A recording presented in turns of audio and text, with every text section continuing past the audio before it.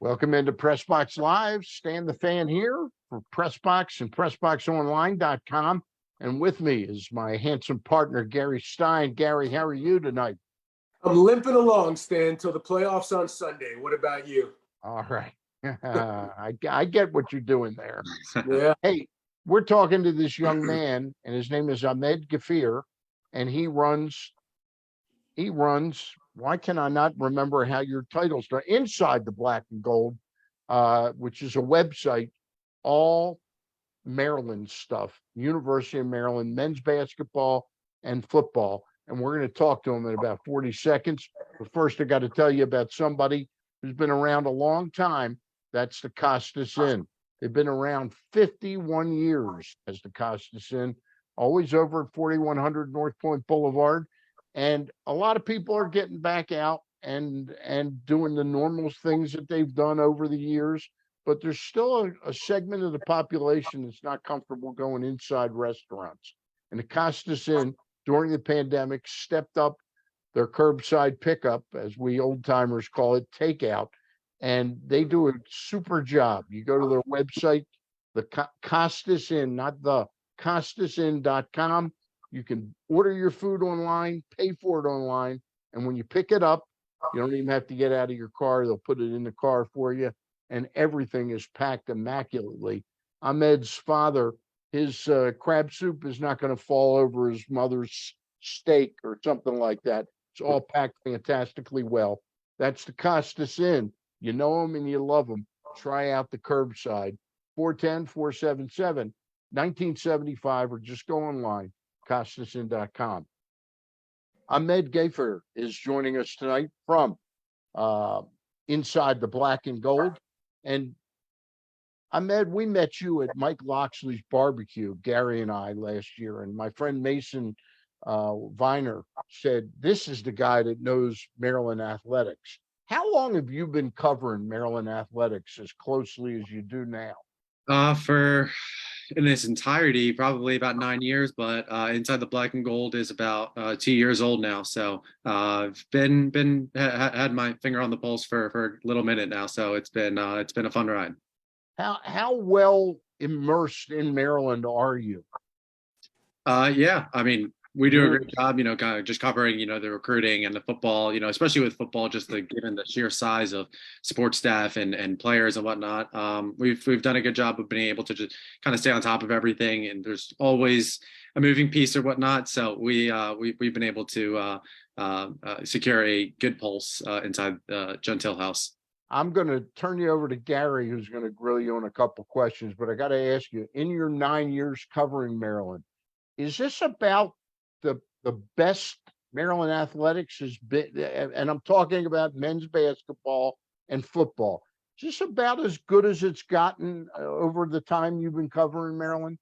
I think we've had ebbs and flows, because I think we've had a couple of years where, maybe football's been, okay, and basketball's, been able to generate some excitement, and, vice versa. But I think now is the time where you feel there's the most optimism. I think especially, on the football side, the last 2 years, fans wanted to get to a bowl game, and then it's okay, well, are we celebrating just making a bowl game? And then now you are able to get to 8 wins, and you're able to kind of show concrete signs of development inside the program from a macro perspective. And then obviously basketball, I think that, some of the results the last month or so maybe kind of deter people from a short-term perspective, but I think the way that they're playing, and even with a lot of the moving pieces, a lot of the new coaching staff and whatnot, like they still pass the eye test. So I think it's undoubtedly the most optimism, the most buzz surrounding Maryland athletics right now.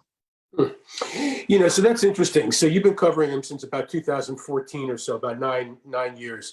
Let's go back a little further. You talk about, the interest is about as high as it's been. If you go back to the early 2000s, right, which is probably about, how old were you in the year 2002, by the way? I was 10.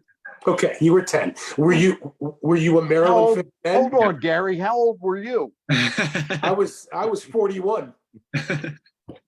So my question is, were you a Maryland fan at 10 years old?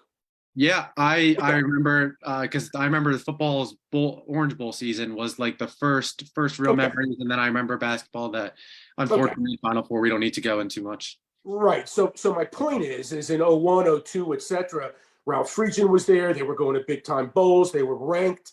Gary Williams was there, obviously the national championship, etc.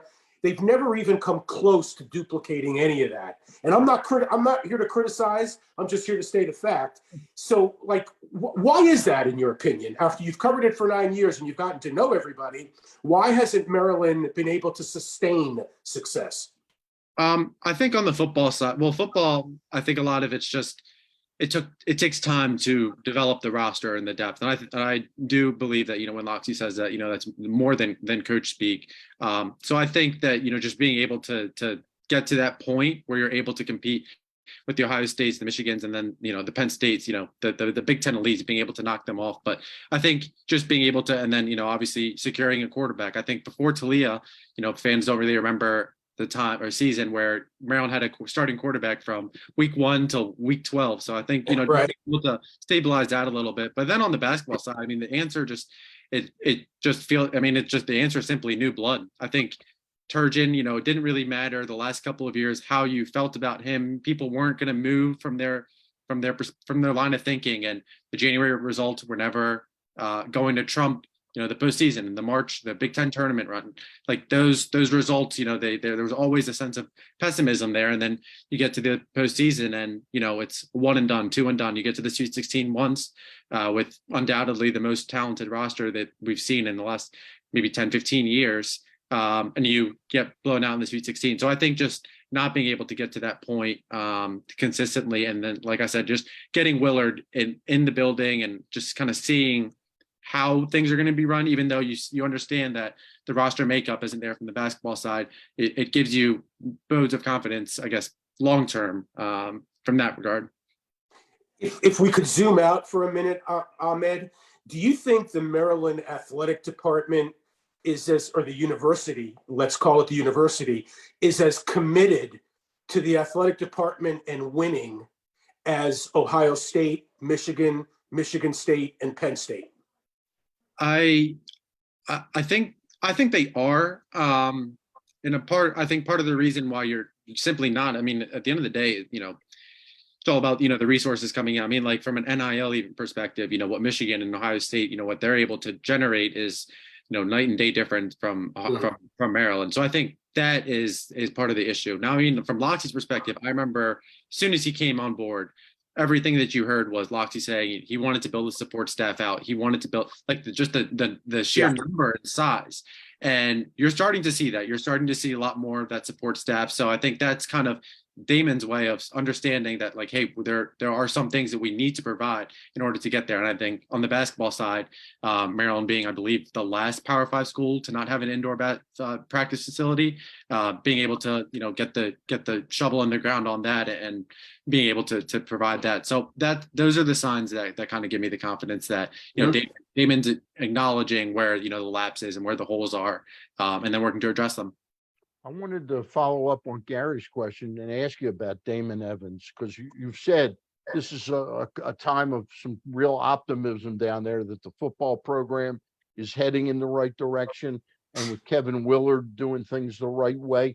How much do you give Damon Evans some credit for this? I mean, I think you do give him credit. I mean, at the end of the day, he's the one. I think Loxley at the time was undoubtedly it was just such an apparent hire that needed to be made, just given, what the program is going through and what he's able to do locally. And then basketball, I think Kevin Willard from the start, was kind of always the guy or one of the main guys. So, just being able to secure on that, I think is good. So, yeah, I mean, he definitely gets the credit. Maryland has also really changed their tune over the last year in regards to their stance on NIL. At first it was, complete hands off. There's no mention of it, keep NIL separate from the school. And then you see other schools that are doing that. And today, for example, Maryland partnered with Campus Inc. It's just the latest move for Maryland, but, being able to create the, NIL position within the athletic department. So, yeah, I think Damon, I think he does deserve some of that credit. I'm just trying to be as objective as we can. We had on Dan Crowley last week to talk about the Best is Ahead foundation. Your thoughts on the kind of job that they're doing compared to now that they've reached out and done something which seems much more just to get money which is the deal that they signed today with Campus Inc. Yeah, exactly. I remember actually, it's funny that it was kind of, this is like how it came about, because I remember in the summer, I cover recruiting as well. So, just hearing a lot of feedback. There were a lot of kids, and predominantly out of Virginia, but a lot of parents were saying, we love Maryland, we love the coaching staff, but we hear a lot of feedback that Maryland doesn't do enough in their community, which I disagreed with at the time. Mhm. But at the end of the day, like the TBIA Foundation, that's exactly what it's centered on. It's all about giving back to the community and building up the community. And, when you look back at 2020, when Maryland kind of took on the initiative to help people get registered to vote, things like that, provide transportation. So, I mean, Maryland's done that in the past, but I think the TBIA Foundation has kind of given that opportunity. And then another aspect that I guess maybe kind of does get overlooked is that a benefit is, I mean, just going into an elementary school or, somewhere, or a group where there's young kids, being able to generate, have that, that Maryland football player, that memory that they got to meet Deshaun Jones, or they got to meet Talia Tagovailoa. Those are kind of the inherent Maryland pride, not to sound corny, but the pride that you want to generate with your local fan base, that helps improve attendance 10, 15 years down the line. Speaking about TBIAF, we had Dan Crowley on, as Stan mentioned. Yeah. On your website, you talk a lot about recruiting. You give updates, football players, basketball players, etc. I was reading through it today. How important and how much does TBIF get brought up on the recruiting pitch to some of these 4- and 5-star recruits? Yeah, I mean, it's definitely at the point. I mean, when you're one of these elite kids, at the end of the day, if you're a top 300 player, it's just a matter of how much, but you're commanding some type of NIL. So, I mean, the TBIA Foundation definitely comes up. There's presentations for all these guys that come in, for, official visits, which is, the school paying for the kid to come out on a visit for 48 hours. That's a big aspect of kind of pitching the TBIA Foundation, of just being able to give back and earn income that way through your 3, 4, maybe 5 years at the University of Maryland. And then Maryland also talks about, and I know that they have a little graphic in the Jones Hill House of all the corporations locally that, can kind of give back and things like that. And I think Maryland's still building in that regard, but, kind of being able to lean on that as well, the corporate sponsorship, things like that. I know Raheem Jarrett have been able to take advantage of that. But yeah, those are definitely concentrated efforts. Oluwatosin Babalade, some people remember him from DeMatha. He was a 4-star tackle. Not sure what he was commanding, but, there were a lot of talks from his perspective, his family's perspective, that they wanted to see, everything laid out on the table. And then, there's 5-star Nick Harper. I mentioned it on the site earlier this week, but he's a guy. Yeah, he has a marketing agency at this point, because there's a lot coming in. So yeah, it has definitely evolved, and it's here to stay. So I think Maryland's done a good job of being able to market what they have to offer. And you cover non-revenue sports on the site as well. I wanted to ask you a question. It's going to be a little bit out of left field, and I don't know if there even is an answer to this, but the soccer program under Sasha Charovsky's had tremendous success, some national championships. They have a great venue on campus. It's rocking. 5,000-6,000 come out there, watch them play top-notch competition. Yet the Maryland lacrosse team, which is perennial championship as well, still plays in a 50,000 seat stadium, and the atmosphere on game day is almost non-existent, right? Which is a shame, because lacrosse is such a big part of our history and sports culture here in Maryland. Has there been any movement at all to build the lacrosse team a lacrosse-specific facility? Or is it just a matter of not enough space on campus to get it done? Because if any team deserves it, it's them. Yeah, that is very true. I have not personally heard of those kinds of talks. It's possible that maybe once I guess everything maybe finalizes or is close to completion for maybe the basketball performance center, maybe that's next on the to-do list for Damon and company. But I think, yeah, like you mentioned, obviously it's deserving. And then, they utilize Jones Hill House when they need to, which, now is a football facility. Right. So yeah, I think it's definitely warranted. I just don't know from a timeline perspective or priority list even just where that ranks just yet. But I won't be surprised if, Tillman continues to push that. I know they've been making a concerted effort to build the Hard Shell Collective, which is their lacrosse NIL collective. So, NIL. Yeah. So we'll see on that. But yeah, that's a valid question, I think. Ahmed, I want to get from your opinion to some facts about things that are about your site and some of the stuff you've had on the site, but it revolves around recruiting. You've got some really interesting pieces about Gideon Atuka, who's looking at Maryland, Mike Williams, who's looking at Maryland. And I was just sort of reading about the other schools that are interested in them and sort of comparing the game day experience on a visit to Maryland. How lacking is the game day experience in Mike Loxley's increasing, pocket of tool Yeah. chest that he's got around? I I, mean, it seems like when you compare a player that might be interested in Wisconsin, Tennessee, Penn State, and then you look at Maryland, it's not whether Mike Loxley can coach as well as those people, it's the game day experience. Is there anything they can do to improve that? Or um, is it which comes first, the chicken or the egg? When they really become good, maybe fans will come. I mean, everyone will say wins will generate fans, and while I agree, I think at this point, 8 wins. It's the first time we've seen that in 12 years. We're expecting Talia to come back. They had a lot of key pieces, I think, on offense and defense. Some of these guys were, from local ties. So I think the attendance should be better. I do know that obviously the football program, they work with their marketing department. Sure. Those different types of promotions and things like that. I think it's interesting that the first 2 years that we struggled with the student attendance and the fan attendance itself, the general population was better. And it seems like the last 2 years that's kind of flip-flopped a little bit. I think at the end of the day, from the staff's perspective, they're pitching it as, hey, look, people will come as soon as we win. Mike Van Buren, he's another kid from 4-star quarterback out of St. Francis.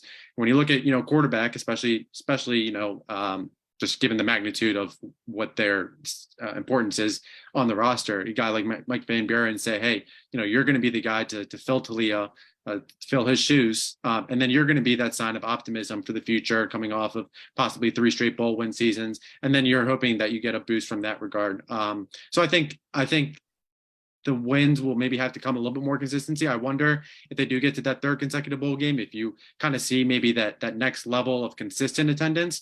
But I think at this point, Maryland has to figure out ways to also just kind of improve the game day experience and then just motivate people to come out. I think that there's all different types of promotions that they can do, maybe with the upper level seats, and then maybe just encourage people to, tailgate. And then the people that are tailgating, go around maybe and sell discounted tickets, things like that.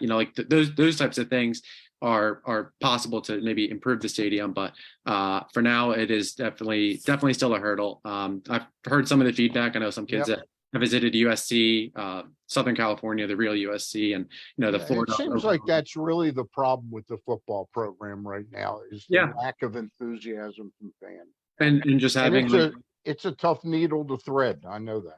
I agree. Aaron, and you look at you look like you had a question about this. I mean, you were. Well, I mean, I just think, look, to me, it's a math problem, okay, like most things in the world. And that is, look, they play in a market that is between Baltimore and DC. You've got 2 football teams, NFL teams. You've got 2 baseball teams, MLB teams. You've got you've got NHL, and you've got NBA. So to me, it's a matter of time and money. And that is, how much can people afford to come to Maryland after some, if not most, have spent money on those other teams, and how much time can they spend? So I mean, look, if they go 13-0, 5 years in a row, then the whole math changes. Yeah. Okay.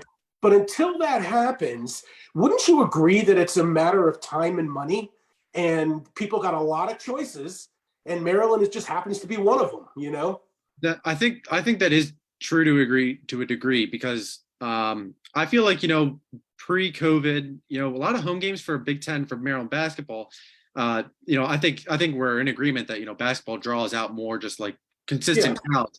And it feels like, outside the Illinois game, there haven't, been a ton of packed fans inside Xfinity Center. Even Ohio State, it was a decent crowd, but it wasn't super great. And, I think at the end of the day, like we talked about, Maryland, at the end of the day, they're, they've shown the ability to win games, especially at home. They've been very good at home the last couple of years, but you still haven't seen the same level of feedback or of fan attendance. So I also just wonder if that's just maybe post-COVID state of sports. How much of that is just attributed to people. Sports gambling is legal in how many states, and how many people just want to sit at home and watch. So I think that's another criteria to kind of consider as well. But yeah, you're right. Oklahoma, Penn State, they're not competing with It's the only game in town. Yeah, exactly. So it's a complete different mentality. Hey, Ahmed, we really appreciate your coming on tonight, and we're going to make you a part of the show from now on. We'll have you on in a rotation of guests because you really know your stuff about this. But I wanted you to talk to the viewers out there, tell them a little bit about your site and how they can partake of this, because it is a subscription-based service you're providing.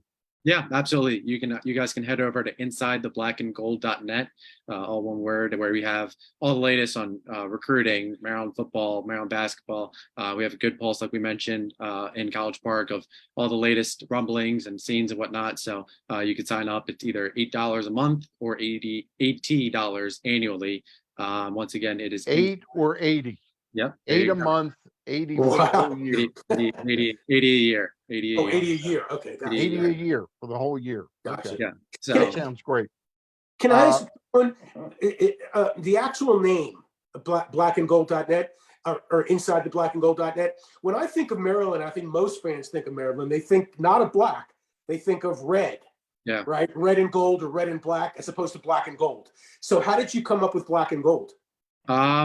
It was actually, I was talking with a buddy, and he was the one that actually came up with the tagline, and it felt like it just rolled off the tongue, and it felt very easy to say. And then I checked it. It is. and It's very available. much tied to the flag of the state of Maryland. I kind of like it. I was going to ask the same question to lead off the interview.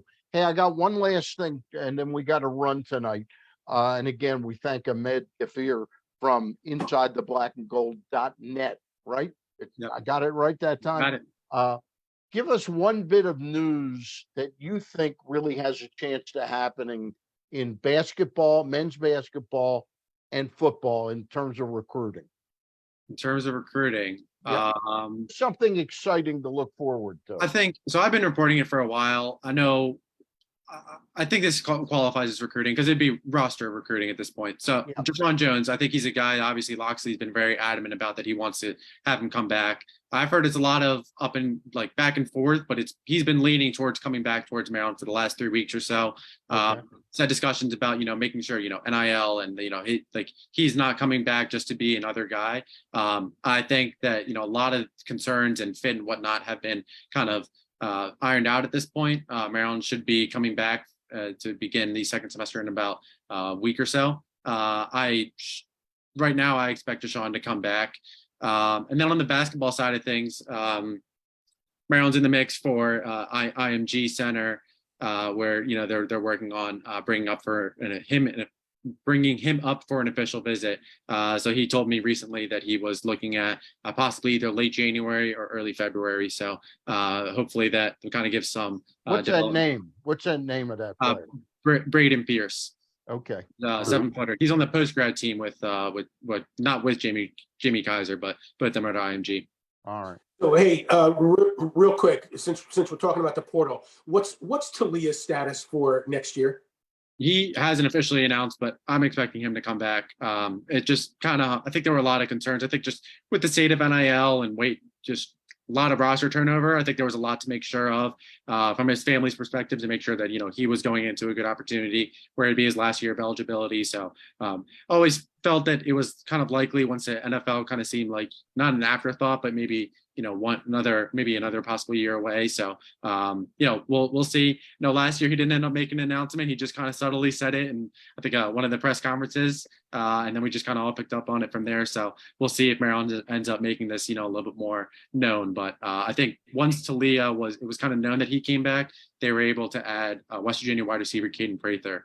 So that kind of all came together. So all the puzzle pieces coming. So we shall see how it all unfolds. It's all there for our viewers out there. The black and gold, inside the black and gold. .net. It's a good subscription service, $8 a month, $80 for the whole year. Yep, that's right. Tons of information. Ahmed, next time we talk, we'll get into you. some more recruiting information. All right. Look forward to it. Appreciate you guys having me on. Thank you Absolutely. very much for joining us. And we thank the Costas Inn, as always, for sponsoring these Zoom videos. I'll be back with Ross Grimsley and a special guest Monday night at 6. Good night, everybody.